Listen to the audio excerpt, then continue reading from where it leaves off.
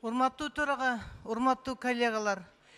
Бүгүнкү күндө эң актуалдуу маселе ушул Баткендеги чек арадан чыккан чыр таташ болот. Бирок мени өкүндүргөнү эмне себептен биздин өкмөт башчы келген жок.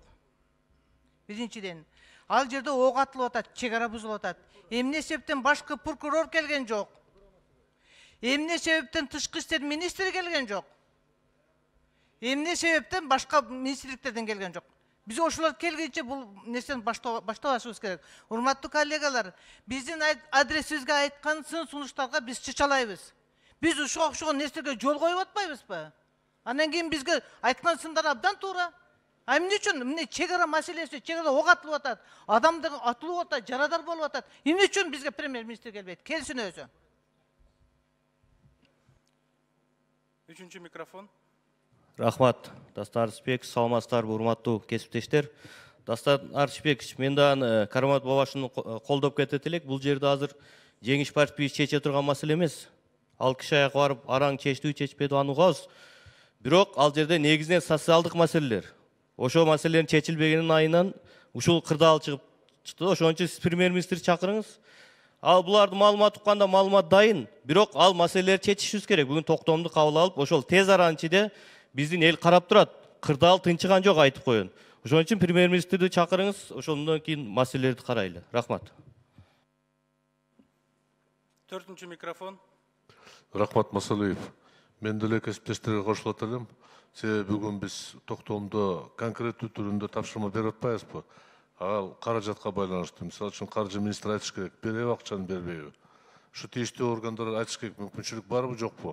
Себеби биз берген тапшырмада токтомдо бир топ каражат керек деген маанидеги чечимдер болот да. Анан алдын ала ишке ашпаган токтомду кабыл алсак, бул максатыбызга жетпейбиз да. Ошондуктан эгерде мүмкүнчүлүк болсо, премьер-министр өзү келсе, бул абдан чоң маселе да. Рахмат. Биринчи микрофон.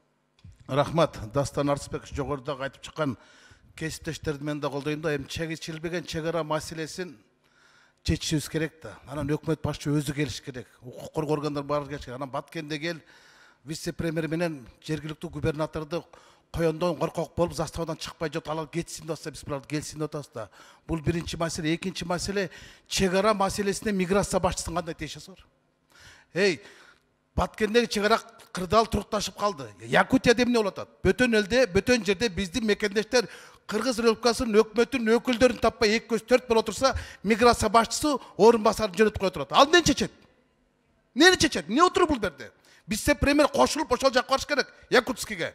Ошол мэри менен сүйлөш керек. Ошол жакта өкүлдөр менен сүйлөш керек. Кана берде биздин чек ара маселеси бул тышкы иштер министрлигинин милдеттеринин бирине кирет. Кайда тышкы иштер министри? Кана башкы прокурор? Канча киши, 7 киши кылмыш иши козголду дейт. Сурайык да. Мынча киши барымтага алдым дейт. Тажик тараптан 2 киши болду дейт. Эмне үчүн ушундай маалыматтар чыгып кетти? Улуттук коопсуздук кызматы келиш керек. Анан отуруп алып буларды маалымат укканда эмне пайда? Эл эртең биз эмне дейт?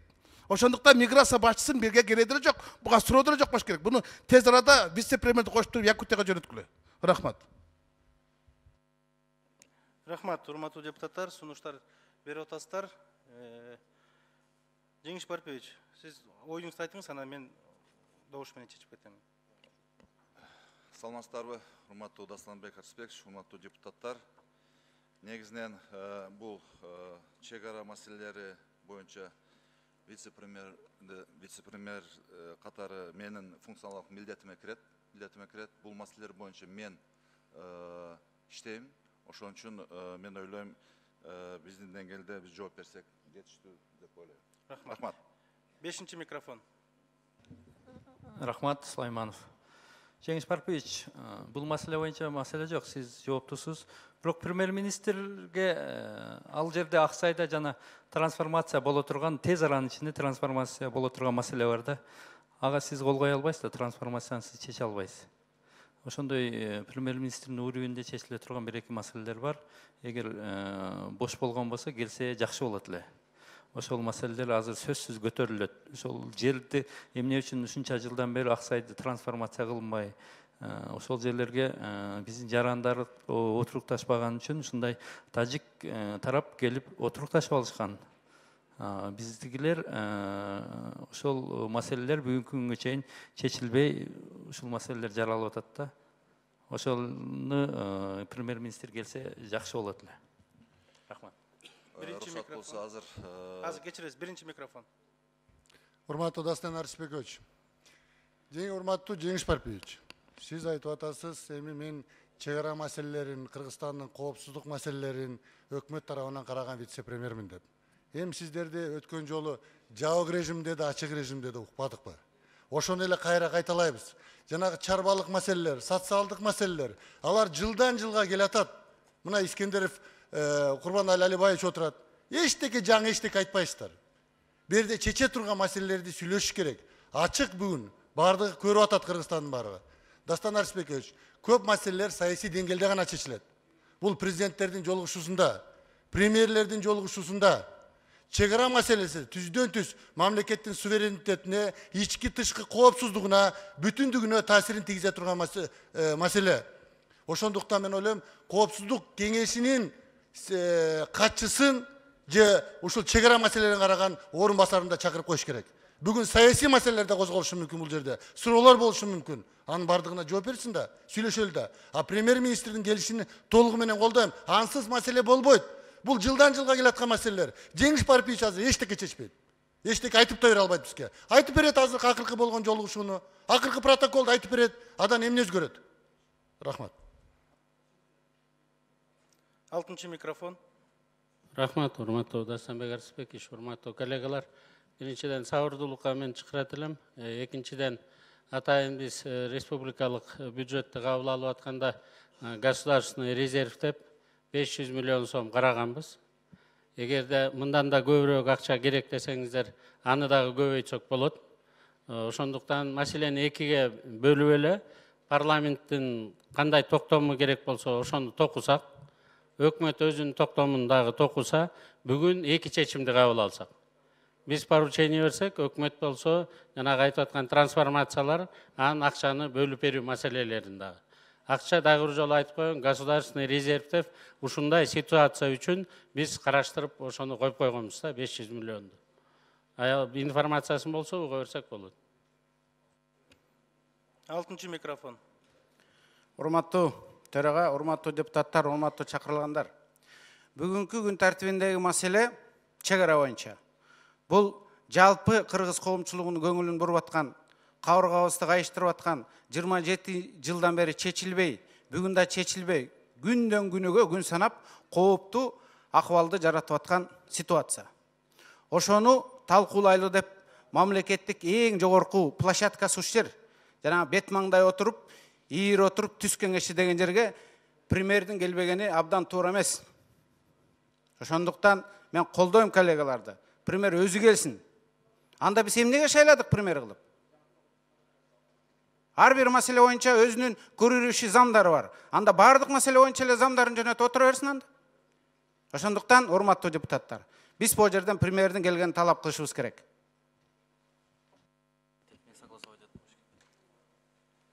Үчүнчү микрофон. Рахмат. Дастан Арыспекович, Тилаев Республика Тажит. Кечирим сурайм, урматтуу коллегалар. Эми биз бир топ депутаттар ошол айылдарга барып келдик. Ошол Аксай, Көкташ айылына, ошол жерин элдин үнүн угуп келгенбиз да. Бул жерде отургандар эч нерсе чечпейт. Ал маалыматты мен деле айтып берем. Бирок азыр маселени чечишибиз керек. Эл карап турат. Ошон үчүн премьер-министрди чакырып, Дастан Арыспекович, өзүнүн ушул жерде ачык талкууласак туура болот да. Рахмат. Рахмат. Биринчи микрофон. Рахмат, Дастан Арыспекович. Бул абдан маанилүү маселе. Премьер-министр келиш керек. Эмне үчүн дебейинби? Бул Тажикстан менен Кыргызстан ОДКБга кирет. Эки мамлекеттин ортосундагы чоң спор болуп атат. Чек ара боюнча, жер боюнча. Бул бир. Экинчисинде дагы Тажикстандын ичинде өзүнүн оппозициясы дагы бар. Мен маалыматым боюнча аларды дагы ошого биздеги анклавтар, варухтар, как плацдарм катары абдан катуу кызыктырат да. Бул чоң маселе. Дастан Арыспекович, ошон үчүн бунун артында жөн эле социалдык бытовой маселелер турбайт. Бунун артында чоң геосаясат болуш керек да. Ошон үчүн ошону да карап коюңуз сиз. Урматтуу депутаттар, сунушту уктук. Жеңиш Парпиевич айтыңыз, анан мен доошко коюп чечилет баардык нерсе. Биздин өкүл айтып койсун. Урматтуу Дастан Арсбекович, урматтуу депутаттар, премьер-министр азыркы мезгилде эртең менен Ошко учуп кеткен. Ошо жазгы талаа иштери боюнча алдын ала өз жерине барып көрүп келүү боюнча. Анан ал эми Жеңиш Парпиевич азыр эле саат 10-до мамлекет башчысына кирип, болгон докладдын баарын берип чыкты. Ошондуктан бул маселени угуп коюшуңарды суранабыз. Урматтуу депутаттар, премьер-министр өкмөт башчысы Ошко учуп кетиптир командировка иш сапары менен. Эми аны сиздер азыр өзүңүздөр чечесиздер. Эгерде ушул келген топ менен өкмөттүн мүчөлөрү менен маалыматты угуп, токтом чыккан, ошо токтомду карап, сунуштарыңыздарды берип, ишти алып баралы деген ой менен бүтүрсөк, анда добуш менен чечебиз. Эгерде жок, анда болбойт. Өкмөт башчысын угабыз десек, анда бул маселе анда жылып кетет, урматтуу депутаттар. Жылып кетет. 6-чы микрофон. Урматтуу депутаттар, албетте биз бүгүн угуп, маалымат, баягы эле маалыматты, жадыбалдай жаттаган маалыматты угабыз. Ошо ойдон тарап кетебиз. Элдин шаабайын ушунта отуруп суутабыз. Бир позициябызды урматтуу парламент билдирбейлиби? Эми качанкыга чейин эле ушул өкмөт минтип айтты, угуп коелу, токтотуп коелу, чек коюп коелу, тияка кетип калыптыр, бүгүн минтип коелу дегенден ушул деңгээлден качан бир көтөрүлөбүз? Айтпайлыбы? Кээсин өзүн угабыз. Болбосо жоопкерчиликке тартабыз деп. Бир чечкиндүүлүктү көрсөтпөйбүзбү? 4-чү микрофон. Рахмат, Масалиев. Чын айтканда, ушундай окуя болгондо өкмөт толук курамы менен отставкага кетишке күтсө болот эле. Премьер-министр биринчи кезекте. Бирок биз ага барбай атабыз. Аябай боорукер болуп, анын күнөөсү жок деп, хотя биз өткөндө укканда деле бизге айткан болчу, 7 мартта маалымат болгон коркунуч жөнүндө. Мына чыгарачылар айткан болчу. Мен ойлоп атам, бүгүн азыр маселени алып коюп, биз бир жумадан кийин келгенден кийин премьер-министр келет. Ошондо ага чейин кандай чечим кабыл алат? Кимди кызматтан бошотту? Кимди чоңойту? Кимге сын сөгүш жарыялады? Ошол чечим менен чогуу келгенде ошондо туура болуп калат. Болбосо биз кайра эле баягындай 4 саат угуп туруп, андан кийин Жеңиш Парпиевич сизге ийгилик деп коштошобуз. Мен сунуш азыр талкууну токтотуп, бир жумадан кийин кайрылып келсек. Рахмат. Урматтуу депутаттар, ана азыр сунуш келип түштү анда. Исхак Абсаматовичтен мен добушка коёмун. Азыр мен айтып коеюн, берем микрофонду. Сунуш келип түштү. Азыркы маселени алып коюп, кийин бир жумадан кийин өкмөт башчысы өзү келсин деген. Ушул маселени. 5-чи микрофон. Рахмат. Мен жеке оюм, премьер-министр эми кетип калыптыр, жазгы талаа иштери деп кетип калыптыр, эмне дейбиз? Жылдырганда бир жумадан кийин келгенде деле ушундай болот го. Азыр раз ушунча кишини убара кылдык, келишти, маалыматты угайлы, талкуу кылайлы бүгүн кечке. Анан узартсак, кийин узартып премьер-министрди отдельно угуп койсок болот ошонучу. Азыр кайра кетирип, кайра келтирип отуруп беребизби? Бул мен жеке пикирим. Добушка коюңуз деп да айтпайм. Азыр мурунку добушту койсоңуздар, ага деле депутаттар добуш берет болуш керек. Бирок эми бул ысыгында талкуулап, кечеги кол коюлган келишимдерди дагы талкуулап, мурдагы көп маалыматтар чыгып атат интернетке, мурдагы келишимдер боюнча көп сөздөр бар. Ушуларды укпайлыбы?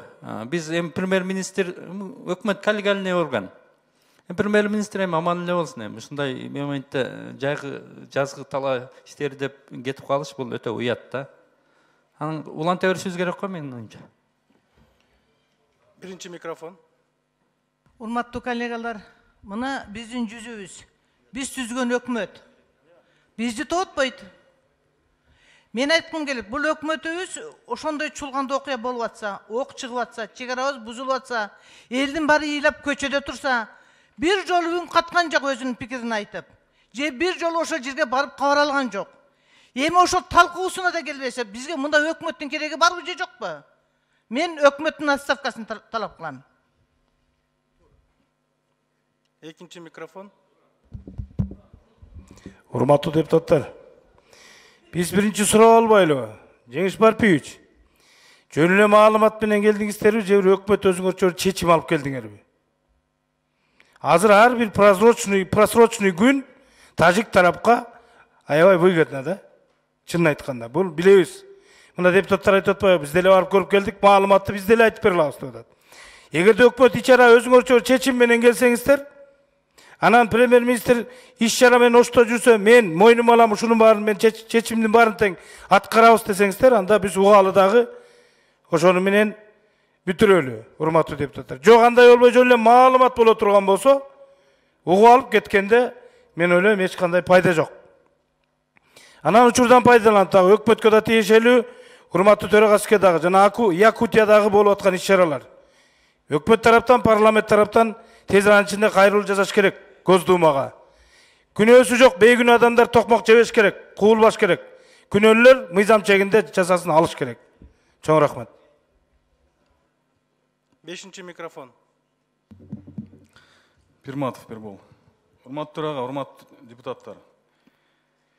Маселе мындайда, биз бир жумага жылдырып, бир жумадан кийин буну укканыбыз менен биз чечилбей аткан маселени андан 5 бетер татаалдаштырабыз да. Бизге өкмөттөн эч кандай маалыматтын деле кереги жок. Болгон маалыматты биз кече комитетте талкууладык. Керек болсо беребиз ошол маалыматты. Эң негизгиси биздин комитеттин чечими азыр таратылса керек. Ал жерде 4 паракта турган, биз аябай кенен талкуулаган конкреттүү иш чараларды биз өкмөткө милдеттендирдик. Ошол иш чаралардын аткаруусунда болуп атат азыр кеп. Кечиктирилгис жасай турган кадамдарды биз тизмектеп бердик ошол жерде. Аны бүгүндөн, азырдан кеч калбай өкмөт аткарууга киришиш керек. Мен кошулам. Ал жерде мисалы үчүн премьер-министрдин деңгээлинде чечиле турган маселелер абдан көп. Азыр мисалы үчүн биз өкмөттөн эч кандай маалыматтын деле кереги жок. Биз болгону Жеңиш Парпиевич кече кайсы документке кандай редакцияда кол койду, ошол боюнча биз уксак, анан кийин эң негизгиси ошол делимитация, демаркация процедурасын аягына чыгарыш үчүн кандай кадамдар жасалыш керек, социалдык багыттагы кандай маселелер чечилиш керек, ошолорду биз жүктөгөнбүз кечеки чечим менен. Анан бүгүнкү ошол токтомду биз кабыл алып бербесек, ар бир күн, ар бир саат алтынга тете болуп атат. Ошон үчүн биз токтомду кабыл алып берели дагы, өкмөт аткарсын тезирээк. Мен сунушум. Токтомду талкууласак деген сунуш. Рахмат. Рахмат. Экинчи микрофон, анан бир. Рахмат, саламатсыздар, урматтуу депутаттар. Эми регламент боюнча Дастан Артысбекович, негизги карала турган маселелер үчүн жогорку кеңеш чакырат. Бир күн, 3 күн мурда чакырыш керек негизичи. Анан бул чакыруу болду, болбоду, бир баягы ошондо тактап койшок. Экинчиден, эгерде премьер-министр келе албай турган болсо, чакырып туруп, анан кийин игнор кыла турган болсо, бул чара колдонуш керек сөз. Эгерде жок, бунун аркасынан кыйкырып эле микрофондон саясат кылып атсак, анда тактап айтып коюш керек да. Бул жерде жанагы программалар өзгөчө айылдарга өзгөчө статус берүү боюнча программа кабыл алынган. Ошол программанын аткарылышы социалдык проблемалар, Дастан Артысбекович. Ошондуктан азыр Жеңиш Парпиевич мына коопсуздук чек ара боюнча вице-премьер Алтынай Сейитбекованы сөз чакырыш керек. Негизги биздин бүгүнкү токтомдор социалдык проблемаларды чечүү боюнча. Ошондуктан эгерде премьер-министр келе албай турган болсо, сөзсүз Алтынай Сейитбекованы чакырып коюңуздар. Экинчиден, бул жерде азыр жогорку кеңеш биз маселени чече албайбыз, бул процедуралары бар. Бирок бүгүнкү тапшырманы берип туруп, ошол тапшырманын келечекте аткарышын талап кылабыз. Эч токтобой, кечиктирбей чече турган маселелер бар. Аны жакын каражат тез аранын ичинде чечсе болот да. Ошондуктан ар бир күн биз үчүн кымбат. Ошондуктан буну бүгүн токтом кабыл алдык. Апрелде калып кетебиз. Ошондуктан бүгүнкү күнү карап, токтомду кабыл алып, тапшырманы берип коелу. Кайсыл учурда чакыруу, кайра угуу биздин колубузда турат го. Бүгүн өкмөттүк күн болуп атат. Өкмөттүк саатка сунуштап коелу. Ошондуктан кечиктирсек эл түшүнбөйт ал жактачы. Ал бүгүнкү күндө социалдык проблемаларды чечүү үчүн биз тапшырма алып келдик, мына депутаттар турат баарычы. Рахмат. Биринчи микрофон. Рахмат. Урматтуу коллегалар, өткөн жумада төрагабыздын буйругу менен бир топ депутаттар биз барып келдик. Ал жерде эл менен жолукканда биз өзүбүздүн убадабызды бердик силердин атыңардан. Биз 3-чү күнү ушул кийинки жумадагы биринчи пленардык жыйында бул маселелерди, силер айткан маселелерди биз көтөрөбүз деп убадабызды берип келдик. Ошон үчүн мен ойлойм, бүгүн сөзсүз бул маселе боюнча биз иштеш керекпиз. Мейли өкмөт маалыматын бербесе, биз маалымат берелик. Карамат Бабашевна бир 15-20 мүнөттүк маалымат берем деп атат. Биз да маалымат берелик. Анан кийин ошо маалыматта жараша биз поручение берип өкмөткө срочно неотложном порядке бүт маселелерди карап чечиш керекпиз. Бул маселе боюнча дагы мен ойлойм, мына социалдык багыттагы вице-премьер да сунуш түшүп атат. Мен ойлойм, багы экономика тейлей тургандагы биз республикалык бюджетти карап атканда на развитие регионов акчаларды бөлгөнбүз. Мына көп канча объекттер каралган, ушул экономика, жумушсуздук эң негизи маселе ошо жумушсуздуктагы жерде бизге айтылган. Ошон үчүн бул багыттагы вице-премьерлер сөзсүз келиш керек, бияка бизге маалымат бериш керек. 4-чү микрофон. Рахмат, Дастан Артысбекович Масалиев. Урматтуу кесиптештер, биз жогорку кеңешпиз, эң бийик мыйзам чыгаруучу орган. Керек болсо Конституция негизинде эң башкы орган деп эсептелет бүгүнкү күндө. Ошондуктан мен талап кылганым премьер-министр келгенде абдан туура болот эле. Аталган токтомдун долбооруна карасак, баары тең эле мыйзам чегинде өкмөттүн милдеттүү тапшырмалар берип атасыз. Ал ансыз деле аткарыш керек аны. Мен оюм кичине башкачараак. Эгерде 1 апрелге чейин булар ушул токтомду карап чыгып, бизге келип туруп, муну аткара алабыз, муну аткара албайбыз. Ошондой сөз болгондо анда ийгиликтүү болот да. Ошол эле максат менен айтканым. Премьер-министр даярданып келип, анан карап көрөсүздөр, тапшырма бересиңер деген, биз тапшырма бергенибизде булар даярдыгын көрсөтүш керек да. Ошондуктан комитеттин токтом долбооруну булардын колуна карматып коюп, бир жумадан кийин биринчи маселе кылып карасак, ошондо мен оюмча кичине мындай алдын жылатты иш болгон ошол эле. Ал эми премьер-министр мен ойлоп атам, жазгы талаа жумуш эмес, Баткен областына барып, Аксай деген айылга барып койсо ашыктык болбойт да. 2-чи микрофон. СДПК Мадеминов. Рахмат, Дастан Артысбекович. Саламатсыздар, урматтуу депутаттар. Бүгүн премьерди чакыра турган күн эмес. Премьер бүгүн өзү келиш керек парламентке. Анан бул жерде Баткен областындагы социалдык маселелерди караган жокпуз. Баткен областында стратегиялык маселелер турат. Ошон үчүн бул жерге премьер өзү келсин. Анан экинчи маселе, Жеңиш Парпиевич, интернетте окуп атасыз да? Сизди кошуна мамлекеттин агенти деп берип атат да. Сиз окудуңуз да аны. Сиз Баткен областында начальник УУД болгонсуз, губернатор болгонсуз. Бирок сиздин жетекчилигиңиз убагындагы ошол жердеги тажиктердин Шурапка, ошол эле головной водозабордон кеткен водозаборго, ошолорду сиз контроль кылган эмессизби? Акыркы убактагы ошол жердеги болгон иштер сиздин ошол тажик тарап жазып атат, аны кыргыз тарап жазган жок. Менде күмөн пайда болуп атат азыр сизге. Ошон үчүн сиздин ошол паритетник комиссияны жетектегениңиз да туура эмес. Сиз кече ал жерге барганыңыз да туура эмес. Эгер сиз ошону окуган болсо, сиз бул жерде отставкага беришиңиз керек болуп атат. Во главе с правительством. Жабык тартипти карасак мен айтып берем, кандай маселелерди караган. 3-чү микрофон. Урматтуу депутаттар, башка чыкпасаңыздар, добуш менен чечебиз. Төрага, мен бүгүнкү коллегаларымдын айткан сөзүнө толук кошулам. Бүгүн Разаков, Жолдош Разаковдун отчетун эмес, Жолдош Разаковдун отставкасын сурай турган күн. Бул программа вопросторуна мен жооп берем деп атат. ошол оперативный информация келгенден бери эч кандай чара колдонгон эмес. Адамдар өлдү, эки мамлекеттин эли кагышуу болуп атат. Ок атылып атат.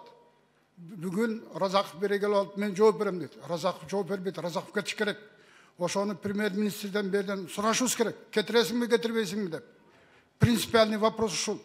А премьер-министр Ошко жазгы талап жумуштарына міне канча гектар жерге кандай картошка сепкени, ошону апрелде деткени кеттиби. Картошка сөөлүп бүттү го былтыр. Быйыл дагы канча картошка сөөлүп деп барат ошака. Премьер-министр келсин бияка. 5-чи, анан 6-чы. Рахмат, Дастан Арыспекович. Мен дагы мына алда айтылган коллегалар кошулуп кетет элем. Бул маселе кечирилип бүгүн каралыш керек, кечирилбеш керек.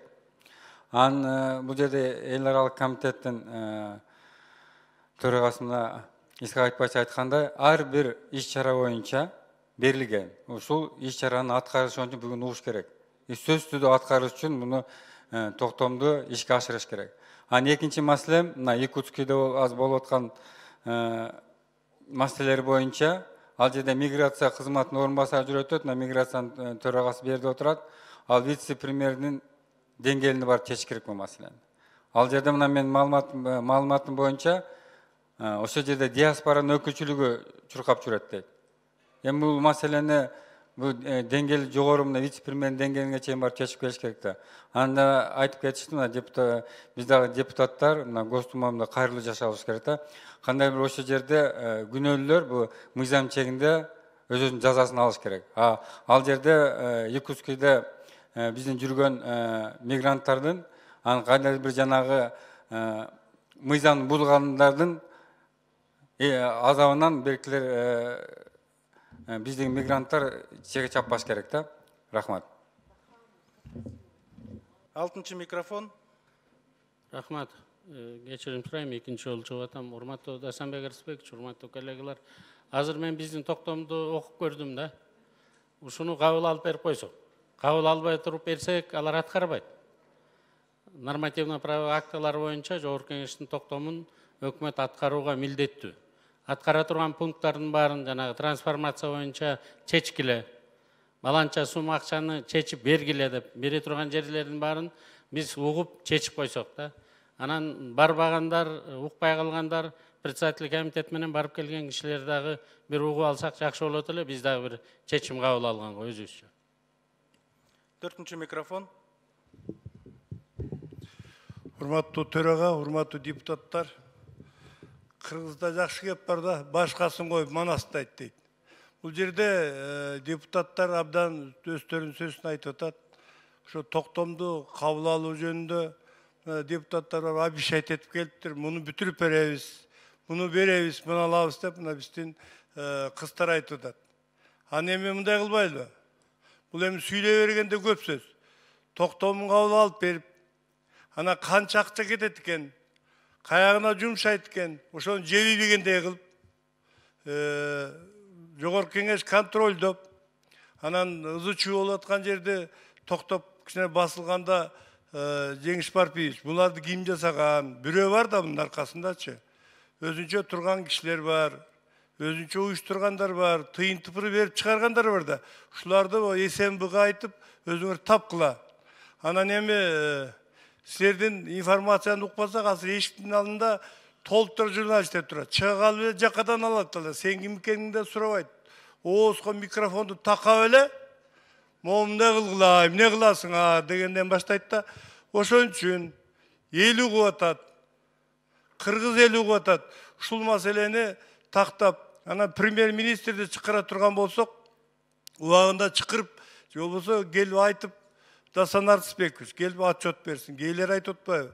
Премьер-министр жок болуп кетти, каякка кетти, талаачылыкка кеттиби же балык улап кеттиби деп атат. Эми балык улаган убакыт эле болбосо керек. Мен айтайын дегеним ушул. Жеңиш Парпиевич, мына өкмөт менен келгенден кийин токтомду Акылбек мырза айтпады, азырчы ошону кабыл алып, канча акча керек, бериш керек дагы токтотуш керек. Элдин баары көчүп атат, телевизордон көргөзүп атат баарынча. Бирөө эме берип атат, берип атат, бирөө материал, строй материал берип атат. Ушуларды карап койсоңор. 1-чи микрофон. Рахмат. Сулайманов. Урматтуу коллегалар, мен оюнча Исхак Айтбаевич айткандай уланта беришибиз керек. Бул ыкчам карай турган маселе. Мен башка нерсени айткым келип атат. Жеңиш Парпиевич, сизди мына жерде депутаттар маалымат булактарына таянып, сизди обвинять этип атат. А сиз ачык жооп бере албай, жабык эшикте айтайын. Бизде дагы күмөн пайда болуп атат азыр. Менин суранычым, ГКМБнын представители тез аранын ичинде ушул болгон маалыматтарды Өзбекстандын сайттарынан, эки жактан чыккан маалыматтарды тактап бизге жалпы айтпасаңыздар, төрагага, сөзсүз түрдө президентке жеткизиңиз. Иликтеп, тактап, ушул канчалык чындыгы бар ушул маселенин Жеңиш Парпиевичтин үстүнөн обвинять этет. Эгер андай болуп аткан болсо, бул кишиге кечеге барып кол коюп атат, кече ал жакта иштер жүргүзөт. Анда кандай болуп калат анда? Бул жакта чоң күмөн пайда болуп атпайбы? Ошон үчүн ГКМБнын представителинен суранабыз, сизге ушуну тактап тез аранын ичинде бизге так маалыматтарды жеткизүү, бул эми секрет болушу мүмкүн, же кандай болушу мүмкүн, президентке доложить этиңиз. Болгондой. Төрагага дагы. Тактоо иретин сиз азыр Өзбекстан деп кеттиңиз да, Өзбекстанбы же Тажикстанбы? Тажикстан, то есть, кечирип койсоң. Алмаштырып алдым. Тажикстандын маалымат булактарынан чыгып атат. И башка жактардан дагы ушундай сөз жүрүп атат азыр. Анда кандай болуп калат? Мага аябай кооптуу болуп атат да бул. Урматтуу депутаттар, рахмат. Мындай кылалы. Урматтуу депутаттар, азыр чечип алалы, биз бир багытка өтө алалы. Убакытты өзүбүздүн убакытыбызды өзүбүз алып атабыз. Мынакей азыр тартыш болуп калды. Бирок кече бул маселе кезексиз да комитеттен каралды, урматтуу депутаттар. Кезексиз күн тартибине киргиздик. Өткөндө биз караганда, палатадан караганда ушундай тапшырманы өзүбүз бергенбиз. Жеңиш Парпиевич өзү барып, комиссиянын башында туруп, иштин бардыгын 5 күн жүрүп келди, бардыгын маалыматты билет деп өкмөттө ушуну сунуштады. Комитеттен де келип туруп, Жеңиш Парпиевич өзү маалымат берди. Анан кийин комитеттин токтому чыкты. Комитеттин токтому сиздердин колуңуздарга таркатылды. Бүгүнкү күндө ооба, убакыт өтө тар болуп атат, урматтуу депутаттар. Эгерде мүмкүнчүлүк болсо, каршы болбосо, бүгүн маалымат угалы, комитеттин токтомуна көңүл буруңуздар. Ошол жерге болгон тапшырманы берели дагы. Тийиштүү маселе берели. Анан аркы жумалары дагы эле премьер-министр чакырып, ушул маселени карай берели. Азыр убакыттан утурбайлы. Мына Орчунда көп маселелер турат. Ар жерде чечиле турат. Көп маселе турат. Көп маселе. Кийинки жума дагы эле премьер-министр чакырабыз да ушул маселени угалы. Ушул маселени угалы, урматтуу депутаттар. Биринчи микрофон. Рахмат, Дастан Артысбекович. Кебир кесиптештерим айтып атпайбы, буну саясат кылбагыла депчи. Биз саясат кылып аткан жокпуз. Өкмөт башчы өзү саясат кылып атат. Ал киши билген. Бул жерде бүгүн Баткен чек арасы боюнча кырдаалды талкууга алынар. Эгер өкмөт башчы Мухаммедкалый Дүйшөкевич Якутияга кетсе, ошол жакта кырдаалды турукташтырып кетип, мен түшүнмөкпүз, биз түшүнмөкпүз. Бирок ал Ошко кетип атпайбы? Башка иштер менен кетип атпайбы? Анан булардын маалыматын несин угабыз? Булардын маалыматтан уккандан көрө Камчок Ташиевден уксак болот аны. Баткендеги ыйлап сүйлөгөн чалдын сөзүн YouTube'дан Кыргызстандын баары көрдү го. Ыйлады го, былтыкты жаным алып жатам. Өкмөт чечип бергиле дейт. Анан өкмөт башы жок. Булар эмнени чечет? Эмнени чечет? Булар ушул турган турушу менен Якутскеге кетсин, азыр отуруп алып бортко. Чечип келсин жок дегенде бир маселени. Ошол жакта кырдаалды турукташтырып келсин. Баткенде кырдаал турукташып калды. Анан азыр айтып атпайсызбы? Өкмөт башчыга боор орупчу. 3 күн мурун бериш керек деп. Мына Баткендеги кырдаалды биз күн тартибинде бар беле. Бул чукул кырдаалда. Чек арадагы маселе боюнча 3 күн мурун өкмөт башчыга айтышыбыз керек экен да, сиз келиңиз, ушуну талкуулайбыз деп. Өкмөт башчы өзү келиш керек. А бизди бюджетти кабыл алдырганда, кезек сессияга чакырганда, бир эле күн мурун эмес, 1 саат мурун чакырасыздар го. Регламенти жок эле. Кел добуш бергиле деген, добуш берип кетебиз го. Анан өкмөт башчы 3 күн мурун айтат экенбиз, келип айтып кеттиңиз деп. Бул болбогон нерсе да. Саясатты өзүбүз кылып атпайсызбы? Анан ушундайдан анан сөздөрдү угасыз да. Не деген сөздөрдү угуп атабыз парламенттин башында. Туура айтат Алмамбет Насырканович. Өкмөт башчы өзү келип ушул жерде туруш керек. Чек-чейип ушул жерде отчет бериш керек болчу. Эртең дагы алдын алыш керек болчу. Жылда Баткенде чек арада боюнча чыр чыгат. Жылда эле ушинтип сооротуп коюшат. Эчтеке чечилген жок. Туура айтат. өкмөттүн мындай эге туртумуз отставкасы каралыш керек деп. Мен да кошулам ушуга. Рахмат. Рахмат. Депутаттар, эми бизде жалпы маалымат бар. Бирок эл күтүп атат. Эмне болуп атат бүгүн, кандай бүттү, кандай чечилди? Дагы созулуп кетсе, дагы суроолор көп жаралып кетет. Ошол үчүн мына маалымат берсин, маалымат угалы. Анан чечимге келгенден кийин башкача болот, урматтуу депутаттар. Азыр маалыматты берсин, жалпы эл күтүп атат. Кыргызстан эли күтүп атат.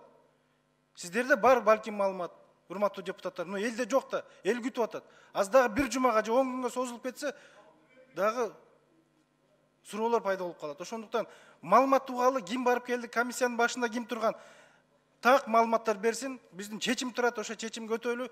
Андан кийин бир жумадан кийин 10 күндөн кийин башкалар чакырып дагы сурай берели.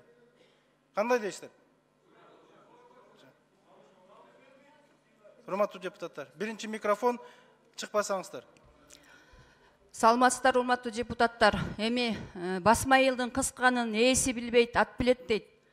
Бул чек ара маселеси ошо чек арада чектешкен гана элдердин көйгөйү эмес. Биз көчө күнү эл аралык коргоо коопсуздук комитетинде бул маселени 2,5 саат талкуулаганбыз. Керек болсо ошол комитетке премьер-министрди чакырганбыз. Мына бул жерде отурган өкмөт мүчөлөрүнүн баары күбө келген жок. Анан суранганбыз. Эртең келсин. Эртең биринчи суроо ушул Баткен Тажик чек арасындагы окуялар боюнча деп айтканбыз. Ошол жерде мына канча сөздөр айтылды. Бул жерде мына Жеңиш Парпиевичтин ошол Тажикстан агентинен баштап трансформация бүт маселелер көтөрүлгөн, ачууда, таттууда сөздөр айтылган. Ошол жерде токтом менен жанагы Адахан Мадумаровдун Совбездин секретары катары протоколго кол койгону боюнча биз Минюстка конкреттүү түрдө тапшырма бергенбиз. Ошол протокол юридикалык күчкө ээ болобу? Ошондой эле ошо кезде Совбездин секретары катары Адахан Мадумаровдун эл аралык аренада ушундай кыргыз элине кыянатчылык кылган протоколго кол койгонго укугу бар беле? Ошого укуктук баа берсин деп Ген прокуратурага тапшырганбыз. Бүгүн Ген прокуратура өзү да жок. Анан экинчи маселе ушул Тажик Баткен чек арасы боюнча 2005 жылдан 2009 жылга чейин мындай бир чыккынчылык түрдө ар кандай келишимдер кабыл алыптыр. Ошол келишимдердин негизинде биздин жогорку кеңешке ратификация бергиле деген кагаздар келген экен. Бирок 2011 жылы 10 майда ошол кезде коргоо жана коопсуздук комитетинин башчысы генерал Исаковдун комитети карап бул маселени ошондо чечим кабыл алышкан экен да. Бул маселелер мындай Кыргыздын кызыкчылыгына чыккынчылык кылган маселелер. Ошол Рахмат. Урматтуу деп, азыр берем кайрадан баштан берем. Үчүнчү. Бүтүр болсун, кошпой була. Жыйынтыкта болсун. Ошол маселе Кыргызга чыккынчылык кыла турган келишимдерге кол койгон жетекчилер жоопко тартылсын деп туруп, бул эмнени артка кайрган экен. Давайте бүгүн ошол Исмаил Исаковду чакыралы залга дагы. Ошол киши бүт ак карасы, аки чүкүсүнө чейин абдан жакшы билет. Ошол киши да айтып берсин. Биз ал бул дебейли. Исмаил Исаковду чакыралы. Урматтуу депутаттар, ушуну добушка коем. Исмаил Исаковду чакыралы. Ошол кезде коргоо коопсуздук комитетинин жетекчиси катары ушул келишимдердин баарын деген бул Кыргызга кыянатчылык кылган деп чечим чыгарган экен. Рахмат, сунушту добушка коебуз. Үчүнчү микрофон. Рахмат, Дастанбек Арыспекович. Урматтуу депутаттар, бардыңыздар туура айтасыздар. Бирок эл күтүп атат, маалыматтарды укпайлыбы? Маалыматтарды угайлы, андан кийин токтом эл аралык комитети угуптур, ошол токтомун талкуу кылайлы. Ошол убакыттын ичинде премьерге чалгыла, өкмөттүн өкүлү чалсын, премьер келсин ушул жака. Биз талкуу болуп бүткөнү. Ошто болса 45 минут учуп келет ал. 45 минут учуп келет. Ошентип добушка коюңуз. Дастанбек Арыспекович. Рахмат. Биринчи микрофон. Рахмат. Дастан Арыспекович, мен ушул сунушту колдойт элем. Жумуш бүткүчө премьер-министрге эме кылсаңыз, биз маалыматты угуп берели, талдай берели, андан кийин жумуш аягында премьер-министр учуп келсин оштон. Анда чечимди кабыл алып коелу. Ошол сунушту добушка коюңуз, ушул сунушту. Ошо мен жумушту алып кете берели азыр маалыматтуу. 6-чы микрофон. 6-чы. Урматтуу төрага, урматтуу депутаттар. Мындай парадокс да. ушул боюнча жалпы коомчулук дүрбөлөңгө түшүп атса, Разаковду ар кандай мындай ушактай туралы далилибиз жок. Ар кандай бир күнөөлөп атса, баарына ушу киши күнөөлүү деп. Анан биз кайра ошо Разаковду калыбы? Нормально өзүн сыйгылаган коомдо Разаковду убактылуу ала туруп, үстүнөн комиссия түсүп, өкмөттүн жетекчиси келип жооп берет. Элдер сурап атат, губернаторду качан аласыңар деп атат.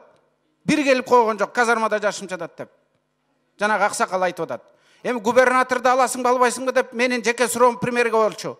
Мен деле премьерди жакшы көрөм, аны колдогум келип атат. Бирок момундайда мамлекеттин кызыкчылыгы биринчи турсун да, улуттун кызыкчылыгы. Достчулук, жакшы мамиле дегенден да бийигирээк бололу да. Ошондуктан премьер өзү келсин. Анан кээ бирлер айтып атасыздар, урматтуу коллегалар, убакыт, бир жумада убакыт чечилбейт. Андан көрөк эл эмнени күтүп атат? Эл токотер конкреттүү жоопту күтүп атат. А бул жерде Разаков не деп айтат? Мен күнөөлүү эмесмин дейт, анын баары ушак дейт.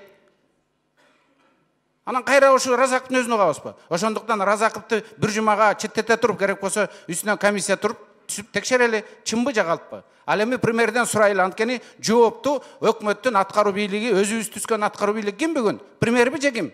Анан ушундай маалда ошко кетип калганы бул туурабы? Ушундай маалда айыл чарбага шылтап кетип калганы туурабы? Туура айтып атат бир коллега. Өзү келиш керек эле, урматтуу депутаттар, мен барам силерге күтүп тургула деп. Шылтоолоп качып кетпей. 5-чи, анан 4-чү, 2-чи. Рахмат, Республика Тажыр Зулушев. Урматтуу төрага, сиз бүгүн маалымат угабыз деп премьердин өзүнө кайрылдыңыз беле, жана регламент талабы боюнча? Мен кайрылган эмесмин, сүйлөштүм, комитет чечти муну. Тийиштүү комитеттен карады кече, маалымат ошол жерден айтылды. Урматтуу кесиптештер, кече комитет карады бул маселени. Төраганын тапшырмасы менен 5 депутат жеринде барып келдик. Элдин үнүн ошол жерде болуп аткан окуяны өз көзүбүз менен көрдүк. Сурай турган, айта турган маселе көп бүгүн тиешелүү кызмат адамдарына. Бирок бүгүн бир чоң эске ала турган маселе турат. Ал жерде эл бизди көрүп отурат азыр. Бүт ал жерде жумуш жок. Ушуну күтүп отурат. Жеңиш Разаковду чече албайт бул маселени. Бизге алмаштырып бергиле деп атса, бүгүн 120 депутат Жеңиш Парпиевдин маалыматын элге шылдың болбойлубу? Өкмөт премьер-министр бүгүнкү бул чегарадан ашык чече турган маселеси жок. Азыр туура айтты Тилаев, керек болсо келсин. Мына биз азыр токтомго чыгарабыз, кокуй бүтүрүсүн батыраак деген сөздөр бул куру кыял. Ошол токтомдогу маселени өкмөт бүгүн 50-60% чечип бүгүн депутаттарга айтыш керек болчу. Эл угуш керек эле. Сиздер трансформацияга жардам бергиле. Же бул нерсени жогорку кеңеш карап берилсе, бүгүн биз ошого макул болуп токтом токушубуз керек эле. Биз милдеттендиребиз, көнүмүш адат бир ай жоголот. Андай эмес, бир жумадан эчтеке болбойт. Өкмөт келсин, премьер-министр өзү эмне иш-аракет кылды чегара боюнча билдирсин, биз токтомду кабыл алалы. Керек болсо кийинки 5-күндө топтолуп бул маселени карасак эч нерсе болбойт. Биз реалдуулукка баралы. Рахмат. Рахмат. 4-чү микрофон. Рахмат, мен 3-чү жолу чыгып атам, кечирим сурап атам. Урматтуу төрага, сунуштуу добушко коюш керек болчу. Анан сиз башында мени колдогондой болду, аягында башкача кеттиңиз го. Мен айткан максатым, урматтуу кесиптештер. Сунушуңузду коёмун, бирок ортого чыгып калдым. Урматтуу кесиптештер, биздин элибиз талкууну эмес, маалыматты күткөн жок. Алар чечкиндүү кадамдарды күтүп атат. Демек, биз кабыл алган токтом ишке аша турган болуш керек. Анын үчүн мына комитет толук укугу бар ушу токтом долбооруну өкмөткө жиберип, бир жуманын ичинде булар даярдык келип, муну аткарабыз, муну аткарбайбыз деп айтса, ошондо чечкиндүү болот да. А биз кайра эле бүгүн тапшырма беребиз. Бир айдан кийин булар маалымат берет ага. Мына как раз бир ай премьер-министр кетип калыптыр, ушул бир жума убактысы бар. Бир жумада күнү түнү иштеп, булар бизге кийинки жыйынга 1 апрелде келип туруп, ушул токтомду ишке ашырабыз. Мынча мөөнөттө деп айтып бериш керек да. Ошондо чечкиндүү кадам болот деп мен ишенем да. А бүгүн чын эле бул киши баягындай эле сөз болот да. Сүйлөштүк, жолуктук, мындан ары иш бүтөт деп. А бирок токтомдун ичинде деле мен байкаган жокмун да. 7 мартта белгиленген коркунучту 12 мартта окуяга айланып кетти. Кандай жоопкерчилик? Аны өкмөт даярданып бизге келиш керек. Ким күнөөсү бар, ким жоопко тартылды деп. То есть биз кадамдарды көрсөтүшүбүз керек. Планда эмес, божомолдо эмес. Мынау ишке ашты деген сөз болуш керек да. Ошондо элибиз түшүнөт бизди. Болбосо кайра эле сүйлөп биз Жеңиш Парпиевичке дагы эле ийгилик каалайбыз, болду ушу менен бүтөт. Мен сунуш кылат элем, бир жумага калтырып койсок жакшы болот да. Экинчи микрофон. Рахмат, Дастан Арыспекович. Бизге маалым болуп калды. Азыр сиздин Зулушев Курманкул Токтуралиевичтин суроошу менен комитет премьер-министрди чакырган, а? Ошону тактап койчу, Исхак Айтбаевич, айтып койсоңуз.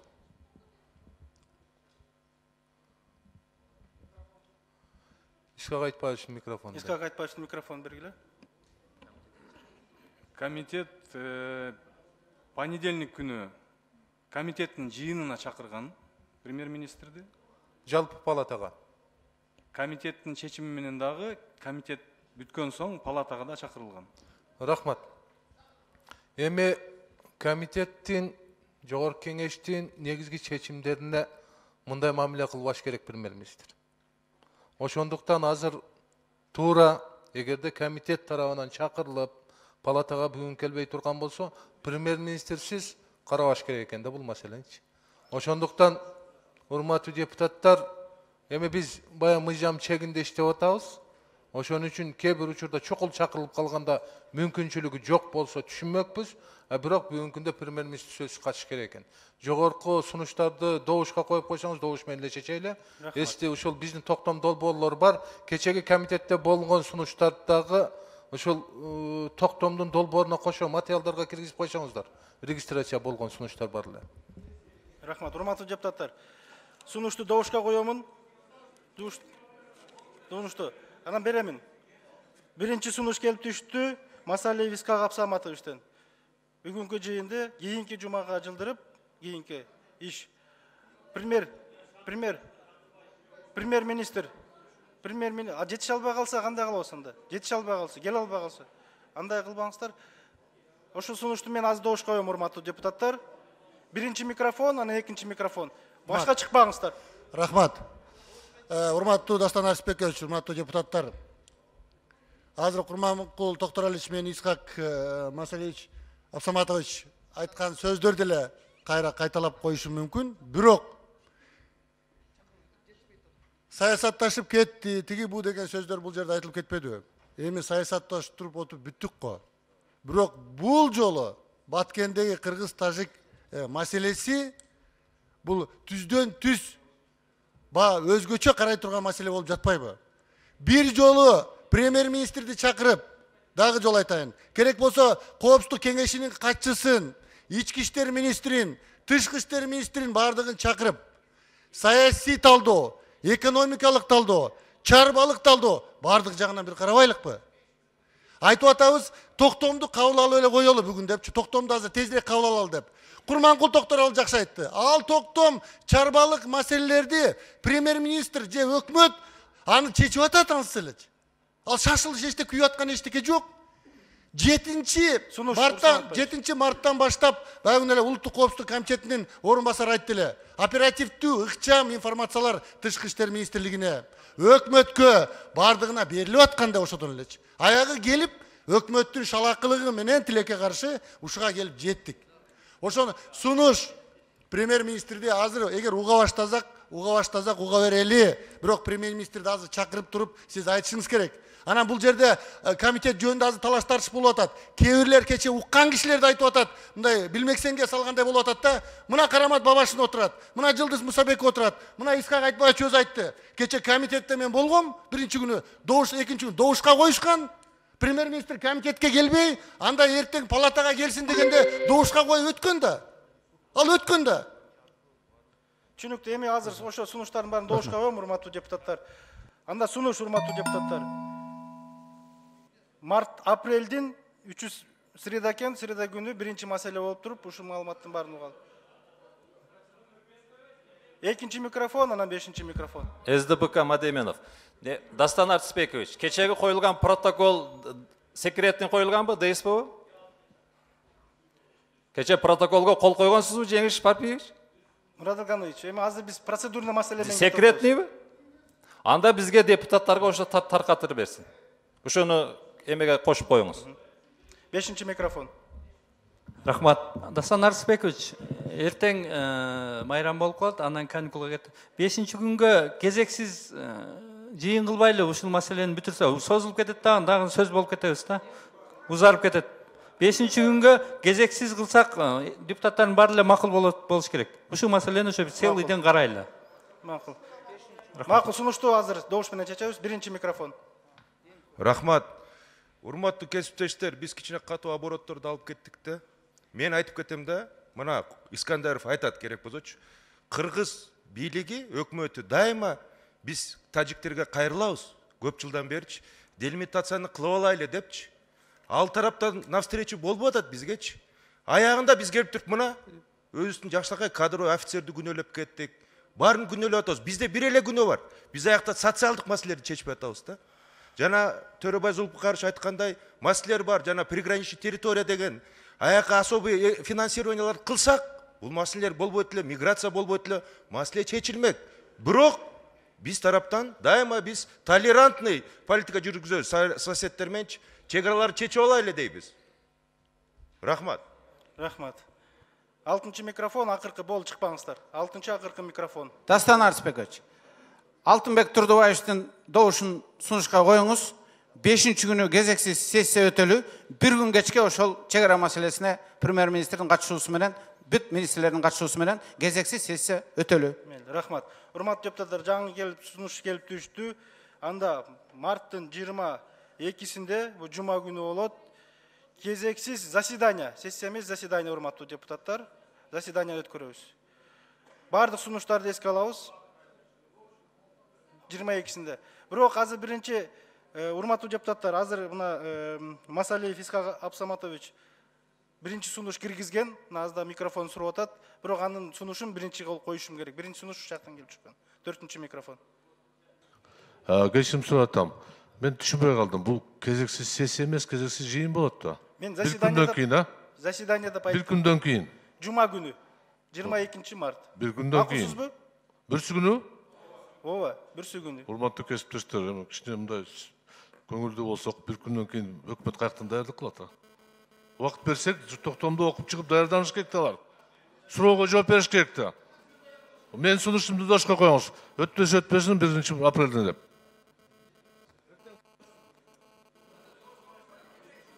Урматтуу депутаттар, мына азыр дагы тактоо иретин айтып коеюн. Премьер-министр кайсы күнү кетет чет өлкөгө командировкасы?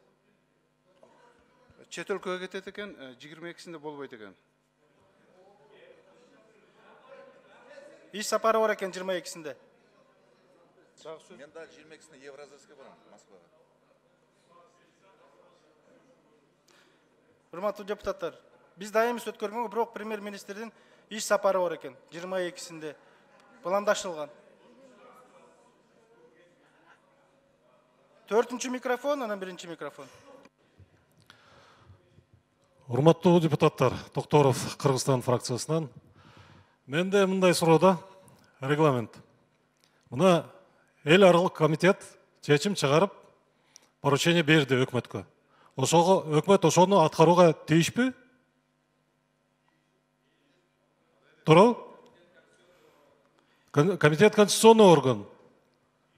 Ошол маселени карады, анан тийиштүү чараны көргүлө деп поручение берилди. Ошондой берилдиби? Биздин токтомго жазылды, токтом бүгүн калып алмак. Жок, комитет өзү андай чечим чыгарган. Анда өкмөт ошону аткарсындан бир жумадан кийин, ошо Исхак Абсаматович айткандай, жыйынтыгы менен келсин бизге, уже конкретный результаттары менен. Биринчи сунуш келип түштү, Исхак Абсаматовичтен. Мен сунушту добушка коем. Добуш бериңиздер.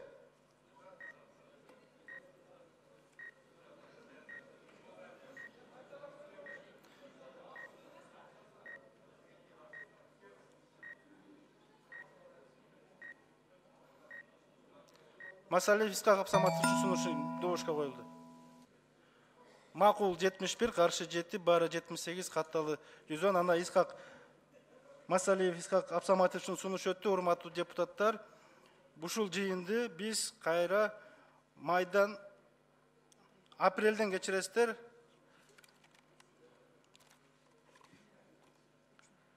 Апрелдин 3-ндө улантабыз, урматтуу депутаттар. Добуш менен чечилди. Биринчи микрофон процедурный. Дастан Артысбекович, негизи азыр добушту коюп эрте кылып салдыңыздар. Негизи биз парламент мына омбудсменди шайлаганда, бир эсеп палатасынын аудиторун шайлаганда деген түнгү саат 2-3-кө чейин деле иштеп атпадык белек. Азыр оштон 3-төн өткөндө самолет бар. Келмек да. Ошону койгуча сиз сөз бербей койдуңуз. Рахмат, эми көпчүлүк менен мен процедурдук маселени добушка койдум, добуш менен чечилди. 4-нчү микрофон. Өкмөттүн мүчөлөрү, сиздерге урматтуу өкмөттүн өкүлдөрү Жеңиш Парпиевич, мен кайрылат элем. Мына комитеттин чечимин алып туруп, бир жумадан кийин келгенде даярданып келгиле. Ар бир пункт боюнча каражат бөлүнө бөлүнбөйбү, мыйзам долбоору киреби кирбейби деп, канча убакытта деп даярданып келгиле. Рахмат.